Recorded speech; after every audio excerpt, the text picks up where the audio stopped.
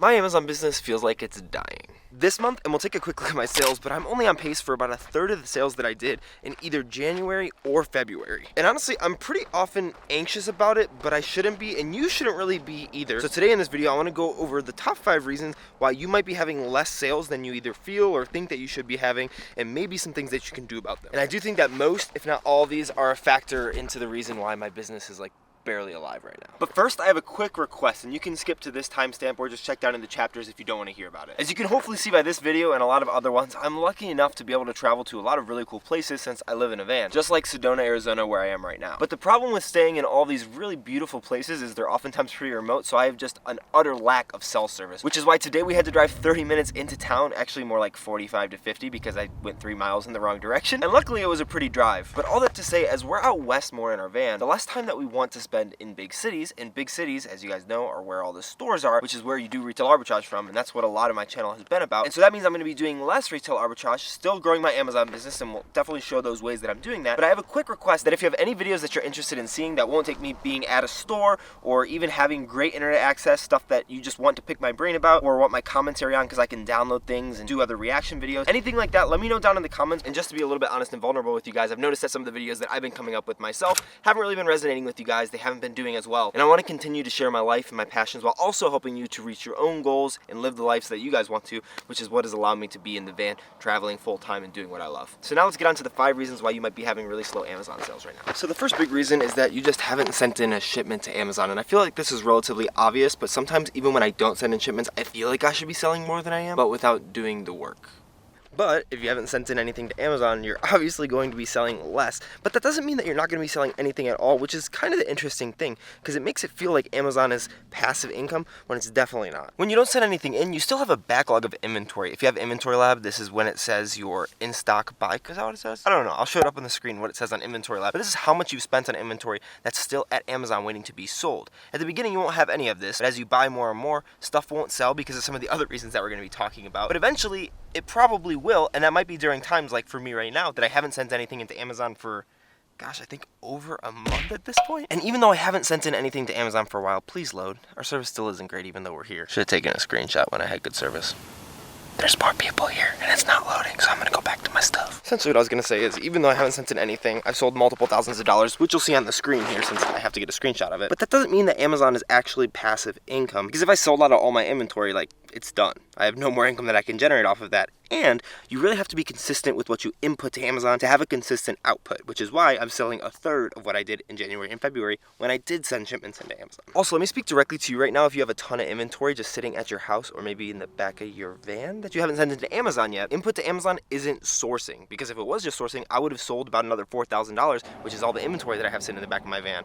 Instead, it's actually sending your shipments into Amazon. Sourcing is like half the battle, but it's actually not the input that you have for Amazon, because if you don't list it or send it in, you're not going to be able to sell anything. Oh, and just a funny tidbit about all that inventory in the back of my van, it's from El Paso, which was, I think, 3 states back, as well as on my birthday, February 9th. Also, if you haven't seen that video yet, go watch this video, which I put out and filmed on my birthday. It didn't get a lot of love, but I think it's my favorite video that I might have ever made for this channel, and I'm definitely going to go back and rewatch that for myself at least. Look, I know that this first point is pretty obvious, and we will get into some more specific things, but it doesn't change the fact that sometimes you just need to be reminded that you need to feed the beast and send more inventory into Amazon, because you can't just expect to sell stuff when you haven't done anything that'll merit you selling stuff, if you know what I mean. I think I'm actually going to bump this to 1B instead of the second reason, but the second reason is you might have sent in a shipment and it's being divided up between multiple fulfillment centers, and so it might not be showing as available, and you might think you should be getting sales, but you're not yet, and this is a question that I get all the time. Luckily, this is pretty simple to explain. When you send in stuff to Amazon, it'll get checked in initially, but it doesn't mean that it's all going to be shipped to the customer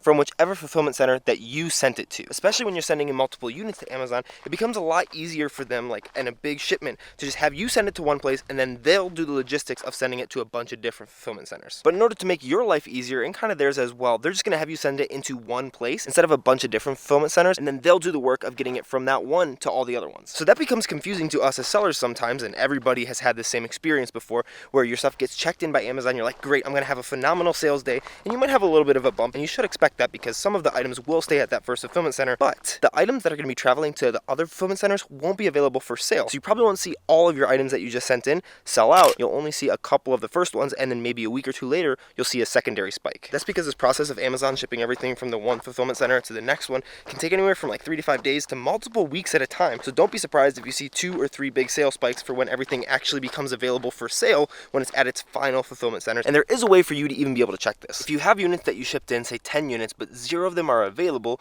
and you can see that on your manage inventory page, you can actually click on the SKU. For me, it's just a bunch of numbers because Inventory Lab automatically generates it for me. But once you're in there, you can actually go to the inventory breakdown and see why they're reserved. You just have to scroll down a little bit once you get onto that SKU page, and normally you'll see that they're in FC transferred. And that way you'll actually know where your units are when they're reserved by Amazon. Normally it's reserved for FC transfer, which is the process that we just talked about. Oh man, this is gorgeous. This is gonna be perfect for the next shot. I'm so glad I was right in front of it. But the third actual reason is that Amazon, or maybe a bunch of other sellers, got on the listing, which is also known as price tanking. And I'll explain the reasons why that causes price tanking here in a second. Hey Anthony, I just forgot to press record like a smart YouTuber. So if either Amazon or a bunch of other people come onto the listing, one of 2 things can happen. Either the buy box will just be completely lost to you, or the price will tank. Normally the buy box being lost to you will either be because a massive seller comes on the listing with a ton of inventory, or Amazon comes on the listing. You could check that. But first off, the symptoms that you might be feeling before you think that this might actually be the case with the listing is that either you've been selling a ton of something and it just stopped selling for you, or maybe you're selling like 1 every week instead of selling 10 or 20 every week, or you just sent in a bunch of inventory that you know you sourced at a really good price and it has been selling a lot recently, but you're not getting any of the sales. And if that happens, there's a couple things you can check. You'll probably need the full subscription of Keepa for, which I do have linked down below, and a full video about it if you want to dive into it a little bit deeper. So if those things have happened to you, here are the 2 things that you should probably check. Did Amazon come on the listing, or did a bunch of other people? Now obviously you can just see if Amazon came on the listing by going to the listing and seeing who the sellers are. If Amazon's on the listing, they probably have the buy box. And if they are on the listing, the first thing that you need to go and do is check first off how many they have in stock, because sometimes they don't have a ton in stock and they'll be able to sell out real fast and then the price will go back up to normal. But also you should check whether or not they share the buy box. And this can be done in Keepa. If you go into Keepa, scrolling down on whatever listing it is that you're selling, I'll just do a random one here that I'll overlay on the video. If you scroll down into Keepa, there will be a tab that says data on Keepa. If you click on that and then you click on, I think it says buy box, you'll be able to click into that and see who has had the buy box and what percentage and how many they have in stock. Because if Amazon comes on the listing and they do share the buy box, which does happen, you might still be able to sell. You'll just sell at a slower rate. But if they come on the listing and you see that whenever Amazon is on the listing has 100% of the buy box, you'll probably have to drop your price a lot so that you can get some of these sales, so that you can get out of the listing and go buy more profitable inventory. If Amazon didn't come on the listing though, the next thing that I would check to see is if a bunch of new people came on the listing. And you can also do this in Keepa, but just on that first page that you see when you scroll down on any listings, there's a couple graphs there. The first one is like the sales rank graph that'll show you how often something sells, as well as the price and the buy box. Then there's another graph that also shows some more of the sales rank data depending on subcategory, but at the very bottom there's one that shows you the new offer count. And that's a very important thing to think about, because as a supply for an item increases and demand stays the same, which is often what's happening when more people come onto the listing, there's more stock at Amazon and there's less demand for the item, or the same amount of demand, the price is going to have to drop to accommodate all those people coming on the listing. So if you see the new offer count rising, just like I talked about in the video that I posted about the red flags to avoid, and probably my stupidest source ever on Amazon, as those new offer counts rise, the price is just going to tank with that. So always watch out for that if a bunch of new people come on the listing, or if Amazon comes on the listing. And then you'll have to decide whether you want to wait it out or just sell out of your inventory and get some money out of it so you can buy more products, which I would recommend doing because that's probably mathematically better for you. And I have a full video breaking that down if you want to watch it over here. Why does the focus keep losing me? The third thing is seasonality. And when it comes to seasonality, you probably, like me, think about like Christmas and Halloween items and how those are probably only going to sell super well around those holidays. But that's not the only thing that you should be thinking about when it comes to seasonality. And I kind of learned this the hard way over the winter period when I had a bunch of fishing stuff that I thought should be selling really high. And we'll talk about why I didn't necessarily make the best decisions with that. When you think about seasonality, you also have to think about things like pools, which for most of the country are only going to be things that you would buy in those accessories in the summertime. And because seasonality affects not only like holiday items, you also have to think about it when you're making purchases of things that might go in and out of season, like fishing gear as well as pools. Because when that happens, a lot of times you might be looking at the end of the season at data that shows that it's selling really, really well. And that's exactly what happened to me as winter rolled around over this past year. I was sourcing the same fishing stuff that I had been sourcing from April through September, and I was making a lot of money on it, and it was selling super, super fast. So I stocked up on it, not really thinking about the seasonality,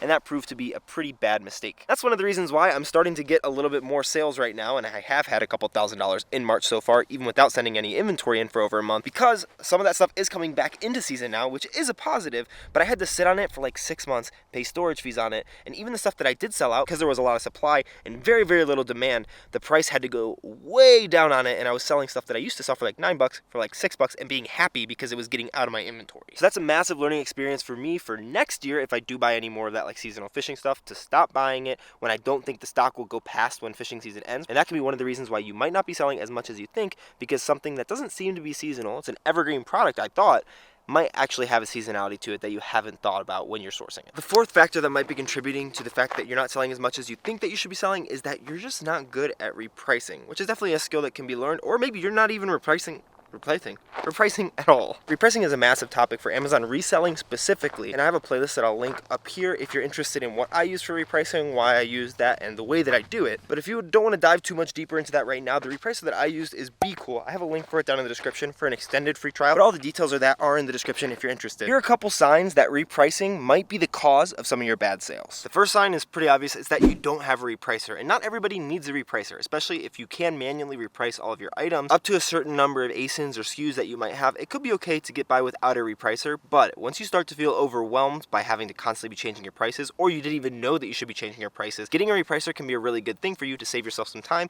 as well as make a lot more in profit. There's not like a specific number of ASINs that I would recommend having before you switch over to having a repricer, but just know that the day that I switched over to having a repricer, and specifically to having Be Cool from my old one, I noticed a marked improvement in my sales as well as my profitability because I wasn't now racing to the bottom, which is something that I talk about in those videos. Man, the focus does not want to be on me today. The second thing that could show that repricing is the cause of your bad sales is that your prices are too high. I just totally slipped on this ground over here. If you're repricing and you have your minimum prices set above the buy box price, you're probably not going to be getting any sales at all. It can be okay if your repricer is above the buy box price as long as it's a temporary buy box price. Someone's coming on the listing, maybe they're going to sell out real fast. But if the buy box has been consistently below your minimum price for like months at a time now, you're probably going to have to drop your prices. Otherwise, you're never going to sell those items, and wishful thinking is not good. You have to make your decisions on Amazon based on the data. And the third thing that might show that repricing is the cause of your bad sales is that your rules for repricing aren't aggressive enough. If you don't know what rules are, go check out those other repricing videos, and you probably don't have a repricer at this point. But if your rules aren't aggressive enough, you're probably not competing enough for the buy box or allowing your price to go down enough to where you actually might get some sales. I know that there are people who sell on Amazon who swear by just trying to get the highest profit possible, but those normally aren't the people who are looking for consistent sales